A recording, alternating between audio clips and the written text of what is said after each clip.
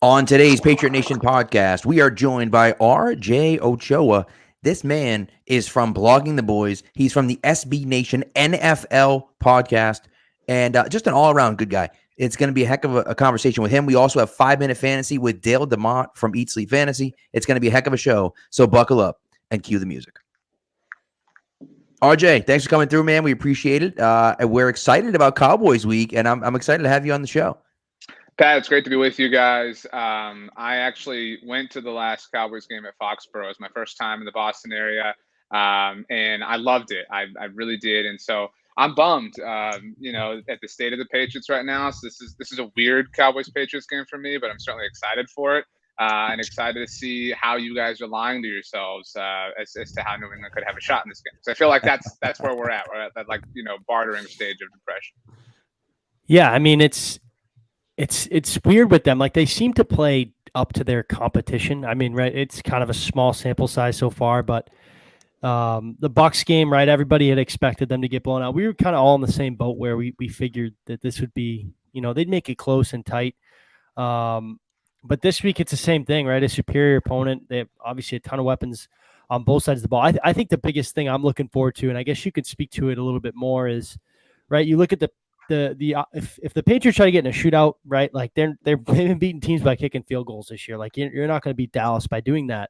But I think if they want a chance to win, they're going to have to be really good at stopping the run, right? I think Ezekiel Elliott's been much better the last 3 weeks, and then you sprinkle in Tony Pollard there as well. It's a nice little combo they got. And then on the outside, I think it's a big test for their corners. Last time these two faced off, I believe Stephon Gilmore held Amari Cooper without a catch. He's not here anymore, right? So this is a big game for J.C. Jackson going up against, I would assume he'd be up with Amari Cooper and Jalen Mills be on CeeDee Lamb. But just those two guys on the outside, I think that's a matchup I'm looking forward to. Can these cornerbacks kind of step up their game? And I think that ultimately might be where the game's won. Yeah, I think that's well said. Obviously Stephon Gilmore was kind of on the trade market for a long time this offseason. Somebody that like we had talked about, like maybe the Cowboys sent Michael Gallup to New England for Stephon Gilmore. And so somebody that we were paying a lot of attention to. And then when he went on the PUP list, there was this like huge sigh of relief among every Cowboys fan because that knocked him out the first 6 weeks at the very least of the season. And this is obviously week 6. And so Amari can be had by very particular players, and Stephon is in that very elite club. And so, yeah, the last time they played, it was also, I told you guys I was there, that like monsoon. Yeah. And the Cowboys had a difficult time, playing in that. Jason Garrett very infamously did not have the Cowboys practice with a wet ball that whole week, which was a big talking point. And so, yeah, I mean, I think it's fair to say, okay, if you're whoever, and you're playing the Cowboys, you've got to sell out to stop the run. But that would not be what I would do personally. I mean, Zeke gets a lot of headlines because of who he is. And obviously Tony Pollard's come along and he's really popular, like in fantasy circles. But if you sell out on anything that isn't Dak Prescott, I think you're going about this incorrectly. Matt Rule, when the Cowboys played the Panthers, now it's Stephon's new team, actually said prior to the game that their plan was to, control the Cowboys on the run game. And that's where I could live with it. If I was Bill Belichick or whoever, I could totally live with it if Ezekiel Elliott and Tony Pollard beat me. But, Dak Prescott's playing like one of the very best quarterbacks in the NFL right now. And so I would not want to chance that, especially with Amari Cooper, CeeDee Lamb. Dalton Schultz has really come along and developed into an even more prominent weapon in the passing game. Cowboys obviously don't have Michael Gallup right now, but it's, you mentioned a superior opponent. That's a weird place to be. Like, I know I kind of came in with a little bit of bravado, but this is very foreign. There is, the Cowboys haven't beaten the Patriots, as y'all know, since 1996, never beaten the Bill Belichick Patriots. And so I'd say the last time I felt even remotely as confident as I do was probably that 2007 matchup, which was the undefeateds against one another. And every Cowboys fan was really, and this season feels similar to that, I think, for Dallas. But I had said before the Bucs game, not to cut you off, that was of my lifetime thinking about regular season games that were so hyped. That was the only one I could really think of. That was a great, it was like 38-24, but it was pretty tight for most of the game. I think the Patriots pulled away late, but that was the only game that I could really think of that had that much hype around it, up until Brady came. Prior to the game, Terrell Owens had the call out for Randy Moss. That's what it was. It was a different time. I mean, it was so much fun. And people only really remember that game for Marion Barber's 2-yard run near the back of the end zone But yeah, I mean, that, 2011 going into that, and the Cowboys played the Patriots tough, didn't feel great. 2015 was the Brandon Whedon game because Tony Romo had been hurt, so that really wasn't much. In 2019, yeah, the Cowboys had that, they were so wishy-washy. I mean, you never knew what you were going to get from them that season. That was Jason Garrett's last one. So it's very strange. I mean, it's very strange to see the Cowboys with this level of authority against anyone, but let alone against the Patriots specifically. Yeah, and you mentioned you talked about how they should kind of go into it, and it's defending Dak Prescott and letting everything kind of fall where it may. And I wanted to ask you, as a Cowboy, as somebody who follows the Cowboys, how do you defend Dak Prescott? Because no one's done it so far this year. So how would you go about it? Because the Patriots, their identity is in the pass rush, and what they can do is they can get after the quarterback and they can cover pretty well in the secondary, but they can't stop the run. So, do you think that they try to attack him, or do you think they kind of play off and make him beat them underneath? What are your thoughts on that? I think it's difficult because his understanding of the game, I'm not saying Dak is the greatest quarterback who ever lived, but he's told this story before. He worked with John Kitna 2 years ago. That was the Cowboys quarterbacks coach, and John Kitna instilled in him this Golden Corral analogy, where if you go to Golden Corral, you're in the buffet line, and prime rib is at the very end, and you're in line for the prime rib. Like, that's what you came to Golden Corral for. When you pass the chicken fried steak, you need to put it on your plate too, right? Like when you pass the grilled fish or the pizza slices, like you got to pick everything up, and at the end you're going to get that prime rib.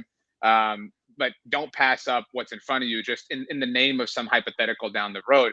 And that's where Dak has really changed. Dak is not somebody who just relies on. He's such a great deep ball thrower, but he's not. I think there's a lot of quarterbacks, like watching Zach Wilson as of late. You see it a lot with young guys that are just trying to hit home runs, and Dak will take singles all day long. And so I think the only way you get to him is you fluster him early. And the Giants actually did that. Dak had probably his worst first quarter that he's had in some time last week against New York. But because the Cowboys offense is so potent and the Giants offense isn't, Dallas was able to kind of find their footing and put things out of reach, sooner rather than later. But that's the key. I think, take away, that short stuff and hope that because obviously for long plays to develop, you need a lot of time, and hope that you can get there in that time. But he's going to take Dalton Schultz in the flat or Zeke Elliott in the flat. And those are the plays, those little dump offs that turn into 18-yard gains or whatever, that all of a sudden you're on your own, 16-yard line, and you kind of blinked and you didn't know how you got there. Well, and it's one of those things, like for me, it's funny we talk about selling out for the pass and selling out for the run and whatnot. It reminds me of 2013 when the Patriots played the Broncos, and they came in here, no Sean Marino with like 215 yards rushing. And everyone's like, oh my God, they're getting gashed by the and the reason why is because they said, all right, well, we're going to come out in a pass set, and Peyton Manning's going to check to a run, and they're going to run it.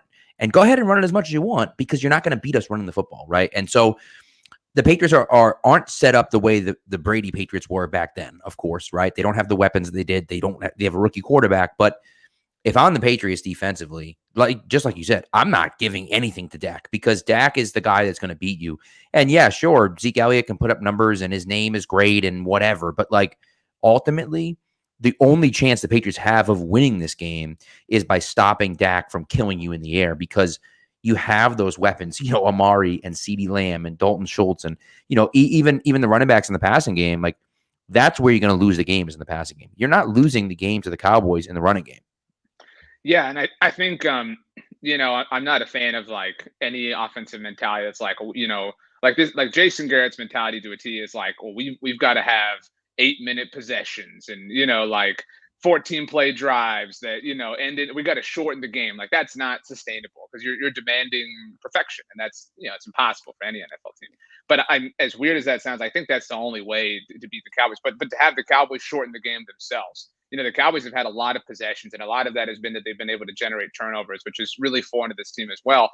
But they're third quarters, and that's kind of been the thing. The Cowboys have had the ball like 4 or 5 times in the last couple of third quarters each, and they've just, it's quick play touchdown, 49-yard touchdown, Trayvon Diggs interceptions. That's you blink and it's like, we were tied, and now we're down 2 possessions because the Cowboys can get you that quickly. And so if you're forcing the Cowboys to be methodical, and we haven't mentioned Kellen Moore, that's the guy who you have to outsmart. I mean, Dak is awesome, and certainly the straw that stirs the drink, to use Stephen Jones's terminology.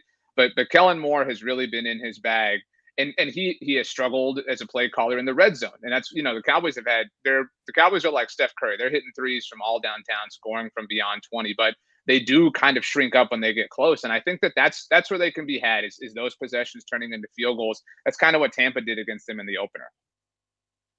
And from an outside perspective, and I think we're pretty much in the same boat. We're pretty happy with how Mac Jones has been throughout his first 5 games, right? I think if you look at the statistics across the 5 first-round picks, obviously throw in Davis Mills too, Mac Jones leads all rookies in pretty much everything. Curious on your thoughts on him and kind of this Dallas defense that I think from an outside perspective looking in is surprising a lot of people. Trayvon Diggs has had a monster year, defensive player of the year through the first 5 weeks, in my opinion. Obviously draft Micah Parsons in the first round. So that defense has looked a lot better this year, but I guess, 2-part question. What do they have to do to stop Mac Jones? And I guess your overall thoughts on him so far. So, Cowboys they're down what a lot of people would say is their best defensive player overall. DeMarcus Lawrence broke his foot on the second Wednesday of the year. That was after the week 1 loss, and everybody thought, oh man, this season's falling apart already. That same week, and that was the week the Cowboys visited the Chargers, Randy Gregory was placed into COVID protocol. That was why Micah Parsons played defensive end. That was talked about on a very large level after the Cowboys won in LA. And Micah has just been absurd. And I don't know how well aware other people are. He was a lot of Cowboys fans were enamored with him, but there were a lot of people. Every Cowboys fan mostly wanted Patrick Surtain or J.C. Horn because they had a top 10 pick. And if you're picking that high in the draft, you want a premium position, premium player. And so when Horn and Surtain went 8 and 9 to Carolina and Denver, we had a live show on our YouTube channel, and I asked, "What do you do?" And everybody trade back. It was panic city. And so when the Cowboys took Micah, it was a matter of, okay, this is only worth it. If you're taking an off the ball linebacker this high, if you play him everywhere, if you just exhaust this guy, and he's a superstar all over the field, and he's been that. I mean, it's a weird kind of things worked out exactly the way you hope they would. He obviously had character issues coming out of Penn State. He's been a darling for the Cowboys in every sense, and is playing so well, but probably not their best defensive player right now. To your point, Ryan, I mean, Trayvon Diggs, a lot of people thought he would make a little bit of a leap in his second year. He did lead the team in interceptions last year, but they all came against the Eagles, and so there was a little bit of context that was necessary. And some of them, he had an interception off of a tipped ball off Leonard Fournette's hands in week 1. Last week it was against Mike Glennon. It wasn't against Daniel Jones. And so, but still, I mean, he has really changed what they're able to do. And the Cowboys are kind of getting a little bit lucky in the turnover department. In week 1, they had a fumble, that DeMonte KZ forced on Chris Godwin at the goal line. If Chris Godwin holds on, that game looks very different. DeMonte KZ picked off Justin Herbert in the end zone in week 2, just a really uncharacteristic throw from Justin Herbert. And so they've just been really opportunistic and really lucky, which, you all know is kind of the case sometimes. But when it comes to stopping Mac Jones, I think pressuring him, which they've had a lot of success. Randy Gregory returning Micah Parsons. Cowboys are getting pressure from everywhere. Micah's got all the headlines, but their 3rd-round pick, Osa Odigizua, the defensive tackle out of UCLA, also has an enormous amount of pressures. And so they're just getting help everywhere, and they're just kind of hitting on all cylinders, which is a lot of fun, obviously. But I love Mac, and obviously he's kind of the most memeable quarterback of the class. And, I have to wonder, what San Francisco would look like if that had actually played out, if Kyle Shanahan had drafted him, and everybody obviously, heard all those jokes and takes. I mean, I don't think it's absurd to think that he could be the best quarterback from this class. Trevor Lawrence hasn't been impressive. Zach Wilson looks like the worst. It's very small sample size, but Mac just looks, I mean, this is really superficial, but he looks like a franchise quarterback. He looks like it's a process. It's going to take time. This is a year of some growing pains, but he looks like somebody who gets it. I mean, this goes without saying, but it was a really impressive game against the Buccaneers. I don't know that a lot of rookie quarterbacks rise to the moment like he did that night. I think you're spot on with it, and it is funny to kind of see how that looks, right? And I love Parsons. And listen, you said you got the Cowboys have been a little bit lucky with the turnovers, and yes, part of that is true. But like, you have 10 forced fumbles through 5 games. I mean, you're averaging 2 forced fumbles a game, and so like that really. That's impressive. That's not luck, right? That's the, ball hawk second. And of course the secondary, with Trayvon Diggs having a billion interceptions, but like, that's going after the football, and they've recovered 6 of them. So, that's going after the football. And of course, like sometimes the ball bounces and you get, that fumble luck sometimes ends up a little bit more and sometimes it's a little bit less, but like still forcing those fumbles, that's not an accident, right? That's coaching. That's the guys playing. That's the guys making plays when they need to make them. And I think right now the Cowboys have one of those defenses where, yeah, they may not be the best defense in the league, but if you're not paying attention, and the Patriots have had ball control troubles all over the field. Jonnu Smith has fumbled a few times. Harris has fumbled a few times. Ramonde's fumbled. J.J. Taylor's. They've all fumbled. Everyone on the team has fumbled already. So it's like, you go up against a secondary like that is going to be pulling at the ball and punching at the ball and ripping at the ball.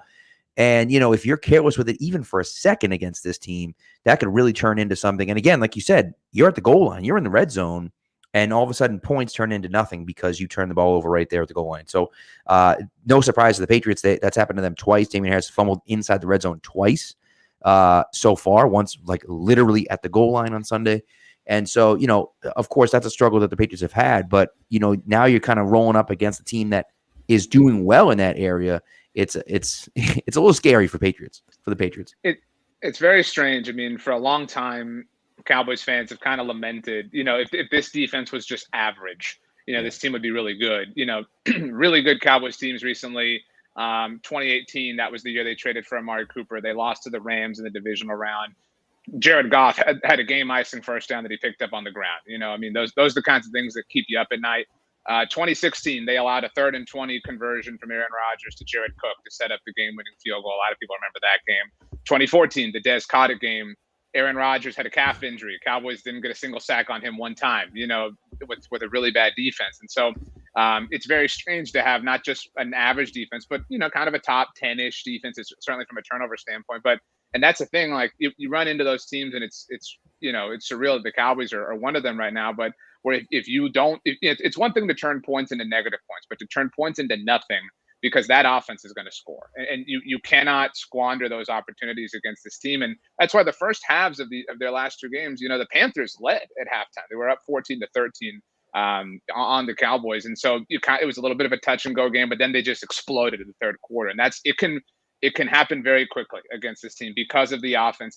And it's just they've caught lightning in the exact right bottle, as of late. And so that's a challenge I get for every team that's going to face them the rest of the season. Yeah, and I think it's pretty obvious that the reason that they've improved so much on defense, the Cowboys, is a philosophy change from Rod Marinelli to Dan Quinn. It's like a 180 almost, but also that they've progressively added talent.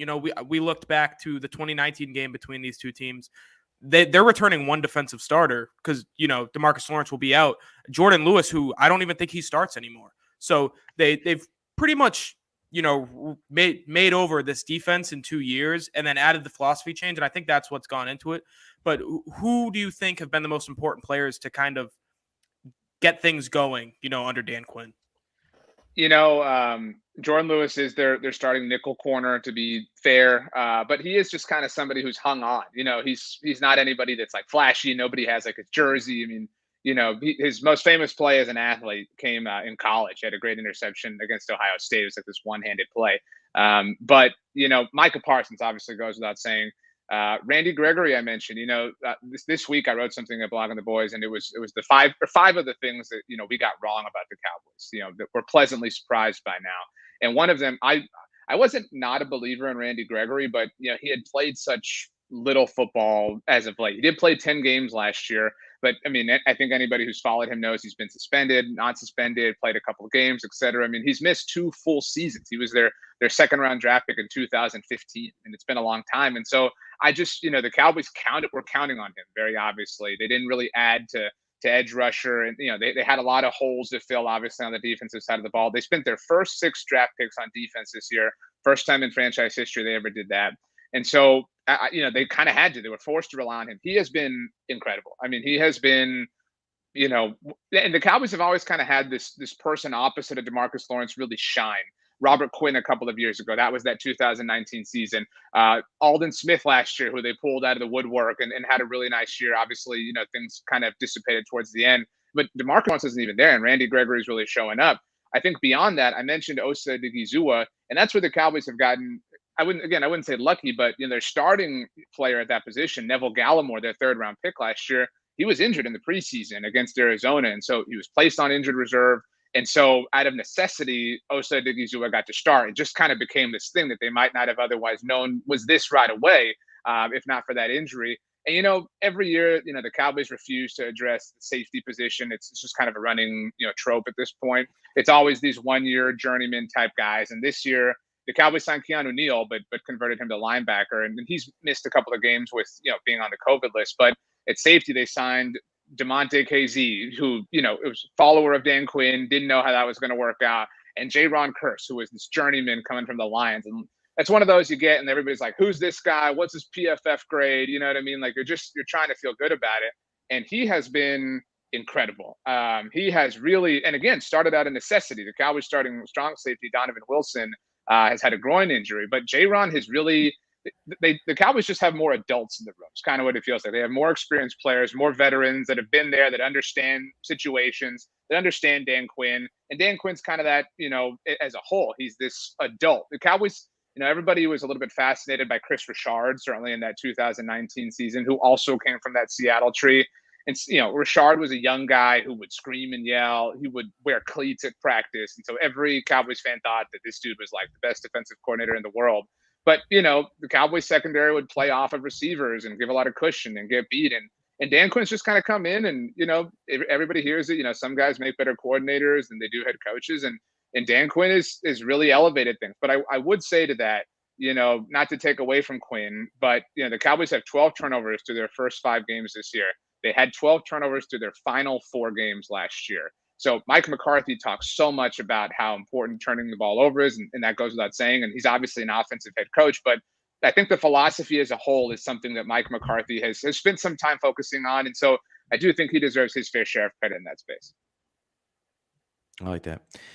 So here's kind of the question for me. And I know, of course, we talk about, we're talking about coordinators and everything else, but I think the biggest thing for me that the Patriots have an advantage at is at the coaching position, right? You look at Bill Belichick versus Mike McCarthy, and of course you're talking about Jason Garrett, and you got a big improvement over Jason Garrett with Mike McCarthy, but we're still at Mike McCarthy level here. So that to me is the biggest space where the Patriots have that advantage is at the head coaching position. Now at the coordinator position is a little bit different. Of course, you have McDaniels on the offensive side. But the defensive side, it's Steve Belichick, it's Gerard Mayo, it's a lot of young coaches that are kind of bringing that defense along. Do you think the Patriots can kind of exploit a little bit of what Mike McCarthy has done? Man, some of his still the clock management is crazy. Like the fact he doesn't have someone, like if I were him, I'd just hire someone specifically for clock management to be like, hey, coach, you probably call a timeout right now. And oh, thanks. Okay, all right, let's go. It's just like it's crazy that he's still doing the same thing 20 years later, right? But do you think the Patriots can take advantage of that at all, or do you think it will be not a non-factor, but not enough of a factor? It is strange how prior to the last couple of weeks against the Chargers, Cowboys had that end of the game that a lot of people had a lot of thoughts on. Although people are throwing bouquets of roses at Brandon Staley, he didn't call a single timeout. And his team, right, to try to get the ball back for Justin Herbert. So just kind of it's an interesting conversation. And then everybody saw Monday Night Football. Everybody saw Peyton Manning freak out. The Cowboys kind of took their foot off the gas, however you want to put it. He's been at the helm of a lot of controversial decisions like that. Last year, everybody remembers the watermelon kick against Atlanta and Dan Quinn at the time.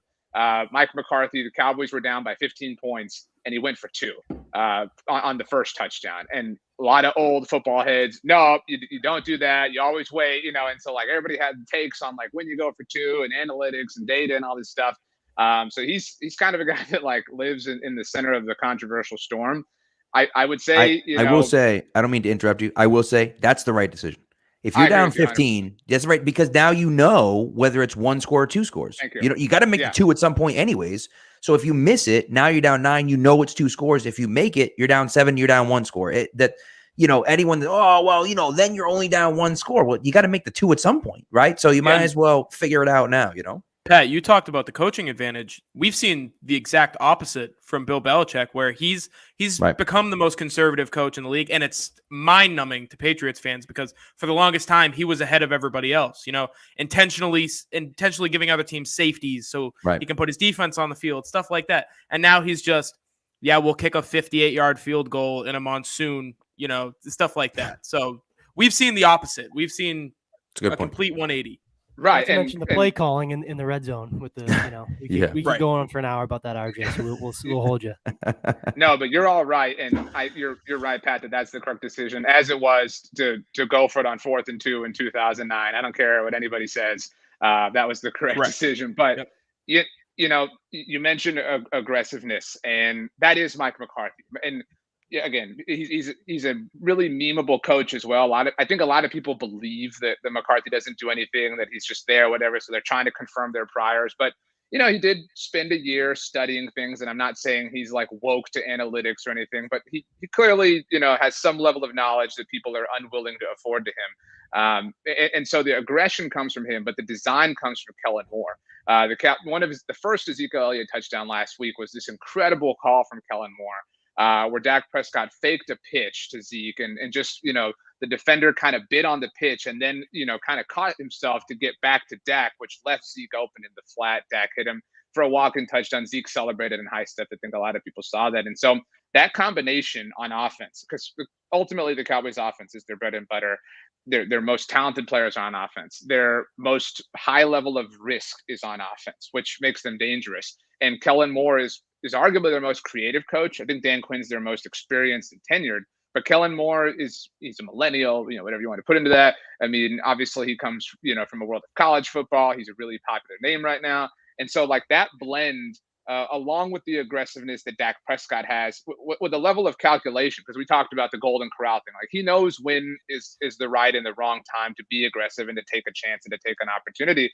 The Cowboys are among the leaders in the NFL in being aggressive. And so I would say that that's probably an advantage for Dallas, is because when you have an offense like they do that can, I don't want to say score at will, but you can rely on the score, you have the currency to be aggressive. And that has made them dangerous so far this season. It's well put. It's extremely well put. So what are your predictions for the game? What do you think is going to happen in the game? I mean, I know I don't want to put you on the spot here. I mean, we kind of all know where you're going, and I think we're probably going to predict kind of the same outcome. Maybe a little bit different score, but probably the same outcome. But but what are you thinking for the game? Cowboys have kind of had their way offensively, and a lot of it has been due to big third quarters. And in fact, their fourth quarter has been really boring because they've just kind of, people accuse McCarthy of taking it light on the Panthers. They kind of came back and narrowed the margin there at the end. I think it's close. I mean, I think the way New England played Tampa is really impressive. And I think that speaks a lot to what they still have the personnel and the ability to do. I do think that they'll inhibit the Cowboys offensively. But I think, you can put up as much of a dam as you want, but if you've got a powerful enough current coming through, it's going to find a way. And I don't think it's an onslaught of points. I could see it being like a 27-20 game. Maybe that's a late, kind of touchdown that makes it look prettier for New England or something like that. Maybe it's a late field goal and you guys are pissed off because Belichick kicked the field goal instead of going for the touchdown late or something. But the Cowboys, at least, last thing I've seen are 4-point favorites. If you care about that, they are the only undefeated team against the spread in the NFL this season. So I think they cover at the very least. 27-20, I could see 27-23, like 31-24, something like that. I think it's a one possession win that, again, looks kinder than, but I think it is the game that the Cowboys feel comfortable in for the most part, certainly in the second half. See, for me, I think I liked your point, and I guess anything can happen. Sometimes with these interconference matchups too, right? It can be so weird. They don't see each other much. I know Belichick and McCarthy obviously have some sort of history together, been coaching in the same league for a while, but I just think the Patriots are under so much scrutiny, through the first 5 weeks, and their season, they're lucky because last year 11-5 got you in as the 7 seed. Where this year in the AFC, it's not really looking that way, right? Like Cincinnati, right now it's obviously through 5 weeks, but 3-2 you're in. The Patriots are a game out of the wild card. If they were to win Sunday, they'd be the 7th seed. So I think it's kind of a sense of urgency for them, right? I think they'll play up to their competition. Like I said, the Jets game they won, yet everyone was kind of mad about. The Texans game, showed a little bit of grit, down the stretch, a much better second half. But I think this game will be ultimately pretty close simply because they do a pretty good job of playing up to their competition. And I think, you win this game, it can do wonders. You get a tough stretch coming up. I know they get the Jets next week, then they go to LA.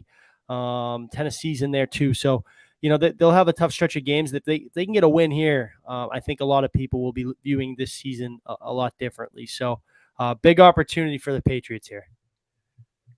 Yeah, I think so. I mean, it is the 17th game for each of these teams. Obviously, Cowboys aren't playing the AFC East, Patriots aren't playing the NFC East, and so that's interesting. And I think Bill Belichick was actually asked about that on Wednesday, and he, to your point, just kind of said, "Yeah, I mean, we know them, whatever." But this is, and to that point, the Cowboys have won 4 games in a row, 3 of them in a row at home. They haven't been on the road since that Chargers game, which was in week 2. It's their last game before their bye. I mean, and that's where I'd say people have been most impressed with the Cowboys this season. Is everybody kind of said, okay, if you get through the first 2, Bucks and Chargers at 1-1, that's a win, right? Like, we're not expecting you to win both of those games. And then, going into the Eagles game on Monday night in week 3, it was the home opener. It was, Dak's first game at AT&T Stadium, whatever. Since the injury, and it was like, this is a bad team. You should beat the crap out of them. Like, if you go out and you barely beat them, we're going to kind of feel the same touch and go away. But they went out and beat the crap out of them. And then, they got the 3-0 Panthers, who were a little bit of a paper tiger, and it was you should beat this team. You're better than them, and they did. And they had their way with them. And then it was the Giants last week, and I don't know how well aware everybody else was, but it was effectively the 1-year anniversary for Dak of his injury against the same opponent in the same building in the same time slot. And I would venture to guess that might be why he struggled individually, a lot of emotion. But they had their way with them. And, at halftime of that game, Daniel Jones had just been concussed, and certainly hope he's all right. But every Cowboys fan kind of thought, okay, it's really unfortunate. We hope and wish the best for Daniel Jones. But as far as this football game is concerned, if it's Mike Glennon out there, you should go beat the piss out of him in the second half. And they did. And so, they've kind of checked off all these should boxes. And this, compared to the Cowboys, this is an inferior team. I think we would all agree. And they should win. They should go get their first win in Foxborough. They should, first time in this stadium, beat Belichick, beat Belichick's pace. It doesn't hold the same meaning. I don't think anybody believes that. But on Sunday night, if the Cowboys win, everyone will pretend it did. You know what I mean? And so this is kind of a should thing that you should do. And I feel for you guys that you've now become like a checklist for a lot of fan bases. But this is that for the Cowboys. Go get your 5th win in a row. Go to your bye, feel great. The Cowboys, to tie a bow on this, the Friday after they lost to the Buccaneers in the season opener, Lyle Collins was suspended for 5 games. Michael Gallup was announced to have a calf strain. The following Wednesday, DeMarcus Lawrence broke his foot. Donovan Wilson had the groin injury that I mentioned. Their reserve tackle, Ty Nsekhe, had heat exhaustion and was ruled out of the Chargers game. And so, it felt like all hell rained loose on the Cowboys. And since then, they're 4-0. And so, you know what? The old Cowboys would have settled for that and said, you know what? We're 4-2 at the bye. We're much better off than we thought we would be. And I think what's made this team different is they continue to add on. They continue to give you confidence. They continue to inspire. And so it is a little bit of a measuring stick game for Dallas in that sense as well, but certainly not to the point of disparity as it is for New England. I agree with that. Real quick before you go, what are your thoughts on their overall success this year, the Cowboys? Where do you think they can get? Because we've got a guy here who predicted them to go to the Super Bowl. So it won't be crazy.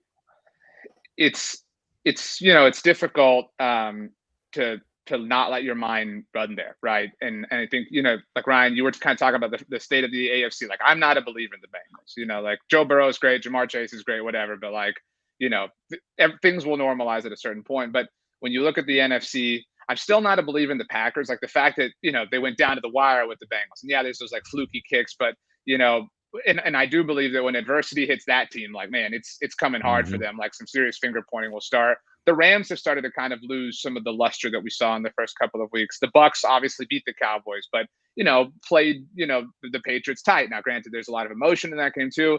I don't really believe all too much in the Cardinals. Kyler Murray is incredible and is a bit of an X factor, and so you do have to obviously watch out for him. But the Cowboys should sleepwalk to an NFC East title. I mean, and every Cowboys fan, a lot of fans love to say, Patriots had this cakewalk of a division forever. Okay, that's cool. Fine. If you believe that. Well, the Cowboys have that now. So they should do that. You know what I mean? They should cruise. They should have this thing locked up the week after Thanksgiving, if we're being honest with ourselves. And their Thanksgiving Day game was one of their harder games. It is against the Raiders, which is obviously different now. Obviously, nobody knows what that team's going to look like. But their hard games look easier in that sense. Kansas City's still on their schedule, who looks much more beatable. And so it's difficult to find a game where you don't like their odds. And so in that sense, I think, we talked about all week on our network, what have our expectations changed to?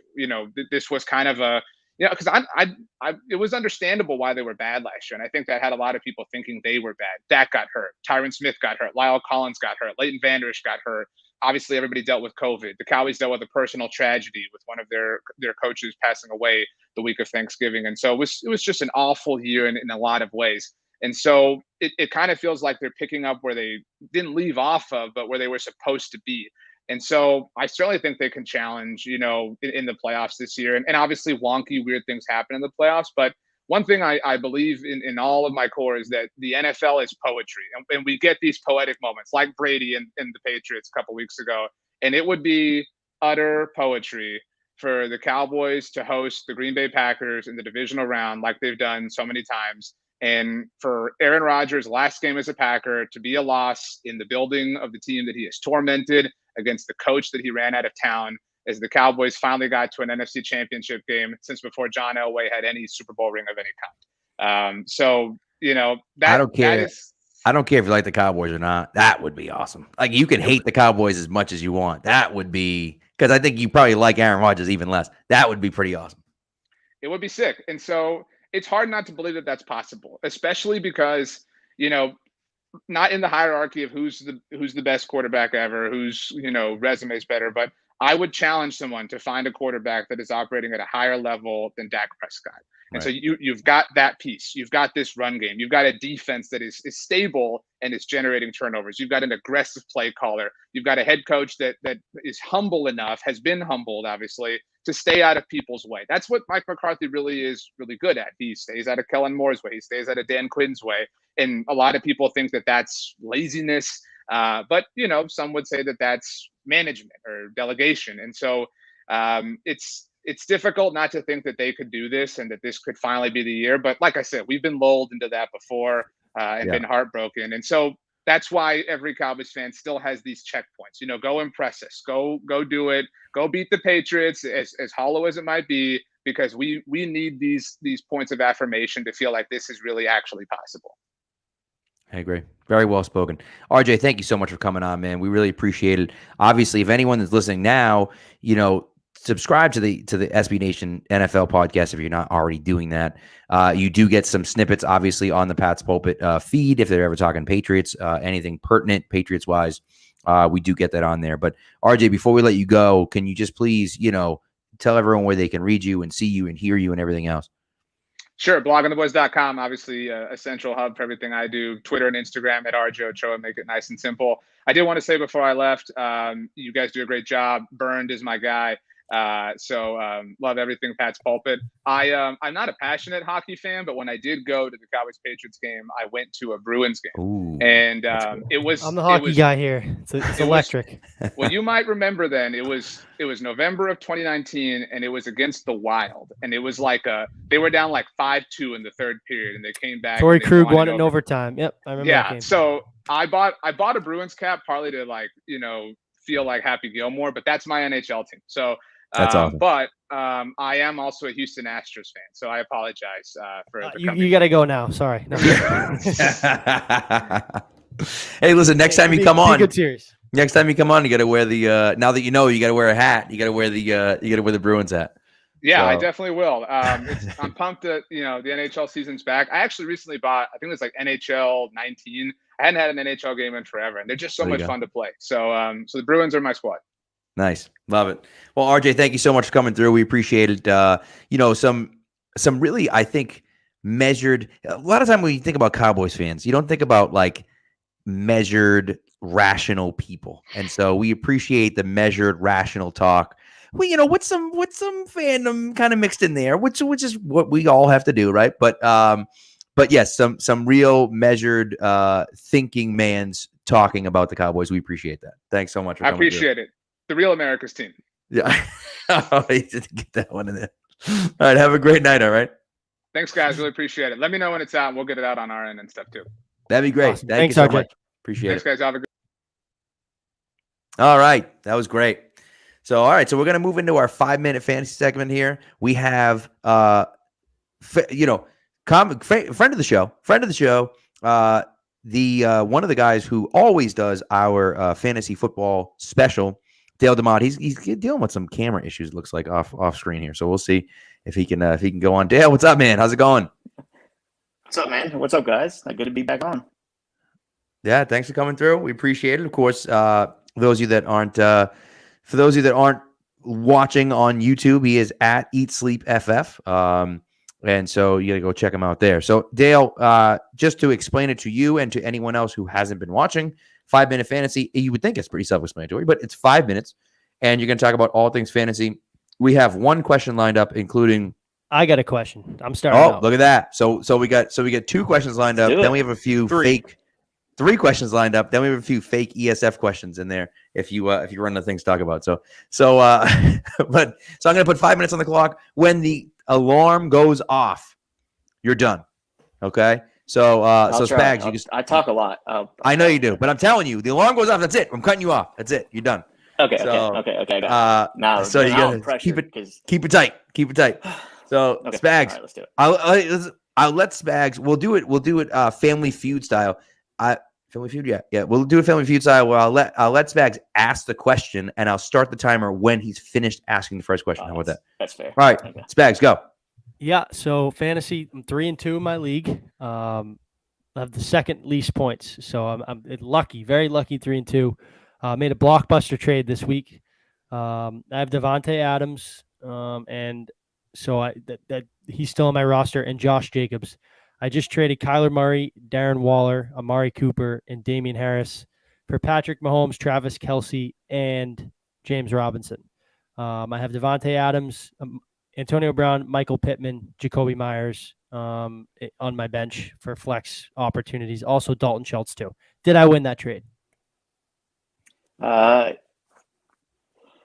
I think. I mean, who are your quarterbacks? I mean, it all depends, man. I mean, when you're talking about winning trades, it depends on what's best for your team. Well, who was your quarterback before? Kyler. I traded him. Oh, okay, you traded him away. It sounds like a fair trade to me. Man, it's so hard. I mean, and I could talk about trades all day. We talked about it earlier on the pod. It's coming out tomorrow. Basically, fantasy. But man, it really, whatever's best for your team. I think it worked out good for your team. I wouldn't say you necessarily won or lost it. It's a pretty fair trade. It seems like it seems like you're stacked. Yeah, good for you, man. Kelce and Tay Adams, I'll take that with Mahomes. Yeah, as a stack. for sure. Okay. There you go. If you have Travis Kelce, you have a good shot to win every week. So for sure, man. All right, Keegan. All right, I got mine. So Alvin Kamara on the bye this week. I have to replace him for the 1 week only. I'm struggling between Miles Sanders, who's just been the biggest disappointment for me. He's ruined my week every week. So of course, everybody's Miles Sanders, or do you roll the dice with Ronald Jones or Sony Michel? Man, you got to go Sanders. I mean, I don't like Sanders this week at all. But given your situation, it's hard to play anybody against. It's hard to play anybody against a Tampa Bay run defense. I mean, they've been playing awesome. But you got to go Sanders. You got to hope that his volume gets him into the end zone. I mean, he doesn't have a lot of volume, but being the lead guy, you got to hope that he gets in the end zone somehow. I think he has the biggest shot of those 3 guys. Who was it? Sony Michel, Ronald Jones. Who was your second guy? Yeah. You got to just roll with It's ugly. I agree. To roll Miles Can't believe I'm 4-1. It's unbelievable. All right, so here's I know, right? Here's a dark blue gold question here. Lost Russ Wilson for 4 to 8 weeks. Who should I be looking for streaming this week and beyond? So it's a 1 QB, 6-point TDs. So he stashed Trevor Lawrence versus the Finns before his bye. He's wondering about Cousins, Wentz, Darnold, or Bridgewater. All those guys are available. Anyone pop out of those 4? Teddy Bridgewater. And I talked about him earlier, and I'm trying to remember what his schedule looked like. I'm looking at his schedule now. He's a really good schedule next couple of weeks. This week, Pittsburgh, which isn't the best, but it's basically middle of the road. But week 7 and 8, he plays Cleveland and Washington, which do horrible against quarterback. So I think Teddy Bridgewater, with the weapons he has, I'm rolling the dice and keeping Teddy Bridgewater and streaming him. You really don't need to stream him. I mean, he plays Pittsburgh, Las Vegas, Cleveland, and Washington. It gets way tougher after that, but at least you have into week 8 with pretty good starts for Teddy Bridgewater. I like that. All right, Teddy B. There you go. So, and Judy back too. If he comes back at some point, that would be really nice as well. So, all right, who's a guy that you're starting this week that other people may not be starting? Who's a guy that you're a little higher on this week than other people? There's a couple. I mean, for those of you that listen to the Easy Fantasy know that I hate the Dolphins and I hate betting anything on the Dolphins. But Myles Gaskin is a pretty good RB2 option. He hasn't done great. He had a really good week, at least pass catching last week, but he's playing Jacksonville. Jacksonville, we know what their run defense is like. So, and this game is just going to be a run fest anyways. I don't think either team can really throw the ball very productively. So I'm taking Myles Gaskin as a comfortable RB2 this week as a start. Some of the other guys I'm starting, James Robinson. If you have him, start him. He's probably going to be a top 12 option this week against Miami. And then Zach Moss, you probably drafted him as like a flex, maybe even RB4. And he's going to be a top 24 running back this week playing at Tennessee. Big game. I think is it a Monday night game or Sunday night game? But it's gonna be a good one. So Can't remember. Okay. All right. Is a good start. And then how about the other end? Some guys that you're sitting that other people may be a little higher on. Josh Jacobs. We've been waiting for something good to come out of him, and I guess he's produced okay over the last few weeks. But Josh Jacobs isn't going to be finishing as a running back too. If you have other options, I think a lot of people could have somebody like Josh Jacobs and Zach Moss, or Kareem Hunt. Even I'd start over somebody like Josh Jacobs this week. So he's a big sit for me. A couple other guys, Chase Edmonds. He's a sit. I'm kind of naming these fringe RB2 flex guys that but that's exactly who we were talking about. Yeah, exactly. Yeah. All right. And the last guy, look, he's going to be probably a top 15 or 20 running back. But if Cook can't go, Madison, his backup is going to be a solid sit if you can sit him. Look at you. Dang. You didn't think you could do it. That's exactly 5 minutes right there. Crushed it. Look at how much fantasy content we got in for 5 minutes. Look at that. That was great. Awesome. That was great. Wait, so that's all you're paying me for? That's it. That's all you came for. Just a little 5 minute fantasy segment. We keep it nice and tight here on the Patriot Nation podcast. We talk mostly Patriots, and then I'm like, let's get a little fantasy. Let's get a little fantasy perspective in here. You know what I mean? Can I ask you guys about Damon Harris? Absolutely. He's going to play. Pretty good against the run. I'm awfully freaking pissed at him. I'll tell you that much. I had him at 1,200. I had him at 1,200 yards and 10 touchdowns for the year. So they're through 5 games, and he's got 200 yards rushing, 260 or 300 yards rushing, 250 yards rushing or something like that. So he's on pace for almost 1,200 yards. But it's not great. Not great. And he's fumbled a billion times. He's only fumbled twice, but it feels like a lot because he fumbled twice inside the red zone. One of them literally on the goal line, this past week. So he's been incredibly frustrating. I think we've seen some good things out of him. I think the Patriots should continue to use him. They're going to have to block better for him too. I mean, I think I was looking at a chart the other day, and he's, they had like a, one of those like pictograph charts where it was like, number of tackles broken per run, and then number of like explosive runs, right? So it was like this way, that way.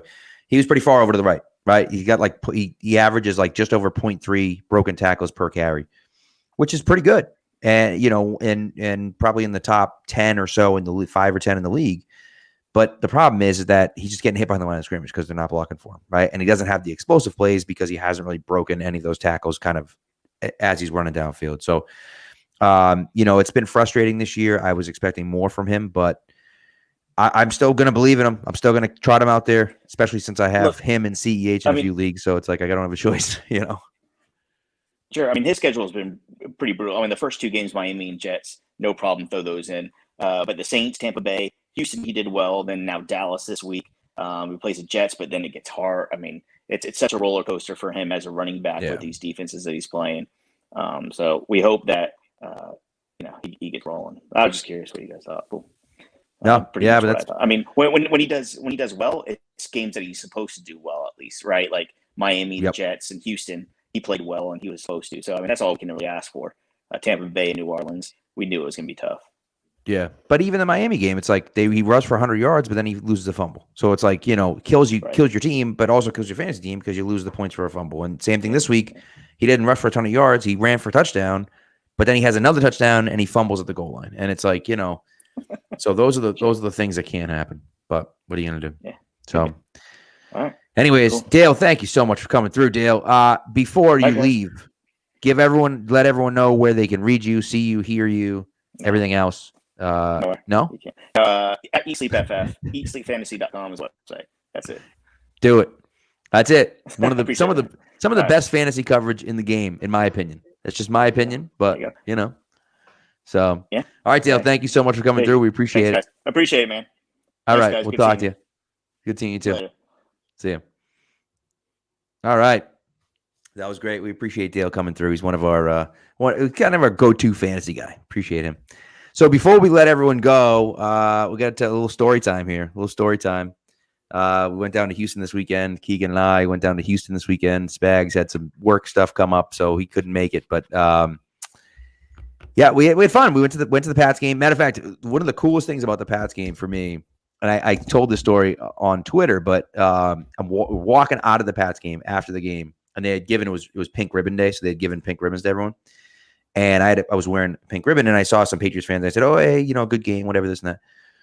And so we're walking by, and there's a Texans fan kind of in the middle of that group, and he was like, "Hey, can I have that pink ribbon?" I'm like, "Yeah, okay, sure." So I take it off, and I give it to him. And for those of you that don't know, my jersey, I have Chase Winovich jersey, and I have all pins at the top. It's all my season ticket holder pins and stuff. And he's like, "Oh, I like your pins," and I'm like, "Yeah, thanks."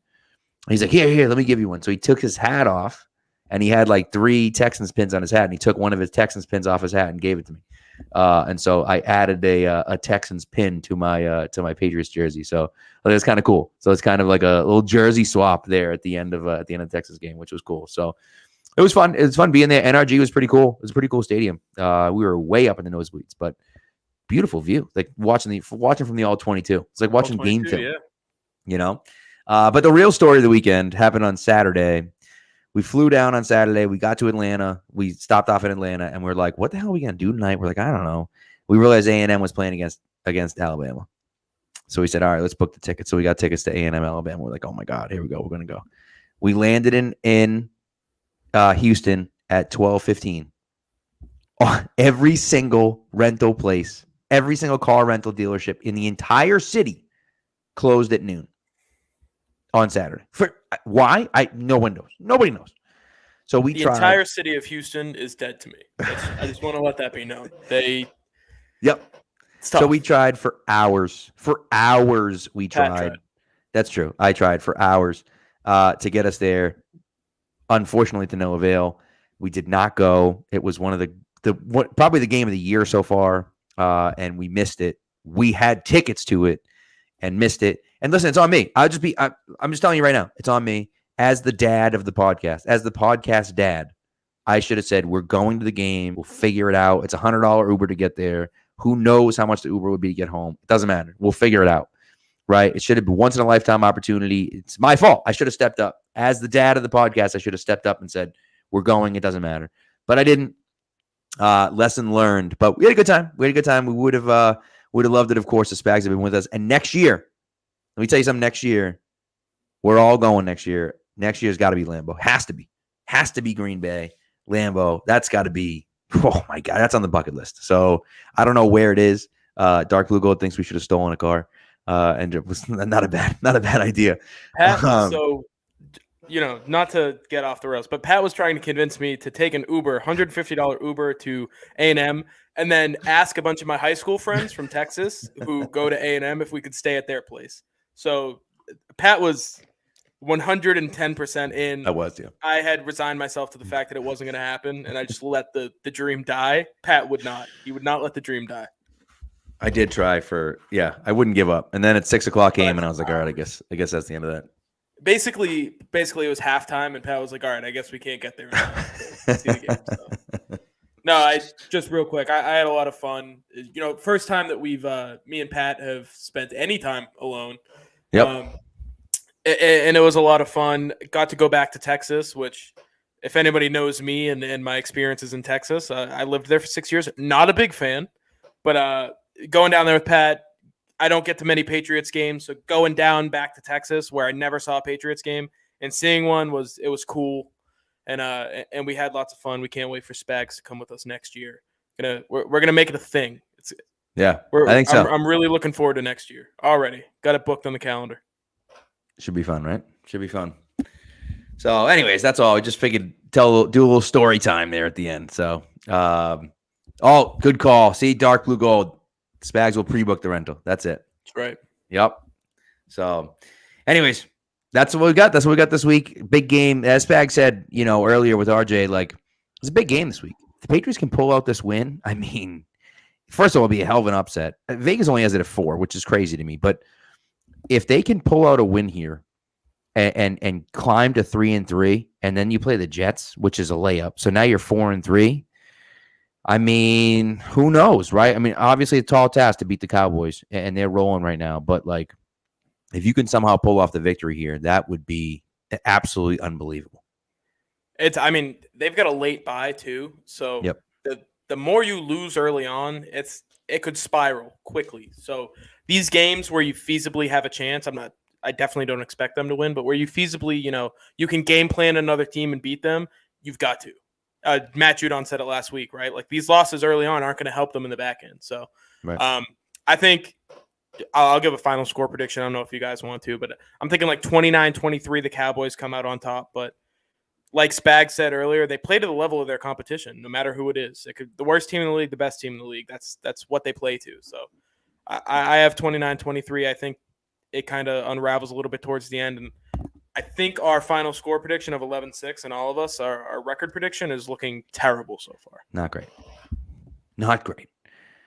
But, but we'll see. We will see. If the Patriots goes to 30 dark blue gold, they could certainly win. I'm thinking more something like 27-21, something like that. But again, if it's a one-score game, you never know. The end of the game, you just never know. Of course, Mac led his first career fourth-quarter comeback. Last week, could do it again. Probably should have done it in his first career game, and freaking Damon Harris fumbled in the red zone. But anyways, that's what we got, guys. Thank you so much. Specs, you want to add anything before we you want to add a score prediction? Yeah, I got the Patriots winning this week, so I'm going to be the odd guy out. Let's go. Yeah. Love it. Positive vibes only. Spags curates the vibe. I love it. And folk with a 58-yard run soon. We'll see. It's not supposed to rain Sunday, but you never know. You never know. So I love it, Spags. Love the win. It would be great. And hopefully they won't be the only Boston team winning this week. With the Red Sox kicking off against the Astros. Do we know when? Or has it not been announced? Because Friday at 8 o'clock. Ooh. Friday and Saturday, I assume, and then Sunday Patriots, and then Monday again. I'll be in friggin' Worcester watching a Holy Cross women's hockey game. Oh, that's terrible. That's my life. Oh, when I went to school in Worcester, there was a friend of mine was on the Holy Cross women's team. I watched a lot of games up there. So, anyways. Hey, listen, I love money, but I rather just stay at home and watch the Red Sox, to be honest. I hear that. So, anyways, thanks, guys. We appreciate it, and we will we'll talk to you next week, hopefully after another Patriots victory.